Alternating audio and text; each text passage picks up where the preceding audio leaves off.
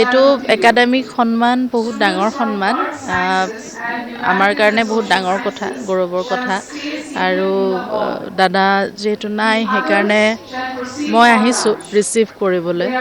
কিন্তু এইটো বহুত আৱেগিক কথা মোৰ কাৰণে, তেওঁৰ অনুপস্থিতিত ৰিচিভ কৰাটো, সন্মানটো। আচলতে জীৱিত কালত মানুহে নিজৰ এক্সপ্ৰেছ কৰিব পাৰে, এতিয়া তেওঁ কি ক'ব সেইটো মই নোৱাৰোঁ। কিন্তু আমি পৰিয়ালবৰ্গই আমি বহুত ভাল পাইছোঁ। আমি সেইকাৰণে আহিছোঁ সন্মানটো ল'বলৈ। আজি মই অকলে আহিছোঁ, সেইটো কাৰণে বহুত বেয়া লাগিছে মনটো যে মই অকলে আহিছোঁ আজি। এইটো একাডেমিক সন্মান বহুত ডাঙৰ সন্মান। আমাৰ কাৰণে বহুত ডাঙৰ কথা, গৌৰৱৰ কথা। আৰু দাদা যিহেতু নাই, সেইকাৰণে মই আহিছোঁ ৰিচিভ কৰিবলৈ।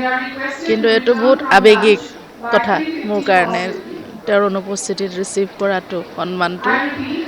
আচলতে জীৱিত কালত মানুহে নিজৰ এক্সপ্ৰেছ কৰিব পাৰে, এতিয়া তেওঁ কি ক'ব সেইটো মই নোৱাৰোঁ। কিন্তু আমি পৰিয়ালবৰ্গই আমি বহুত ভাল পাইছোঁ। আমি সেইকাৰণে আহিছোঁ সন্মানটো ল'বলৈ। আজি মই অকলে আহিছোঁ, সেইটো কাৰণে বহুত বেয়া লাগিছে মনটো যে মই অকলে আহিছোঁ আজি।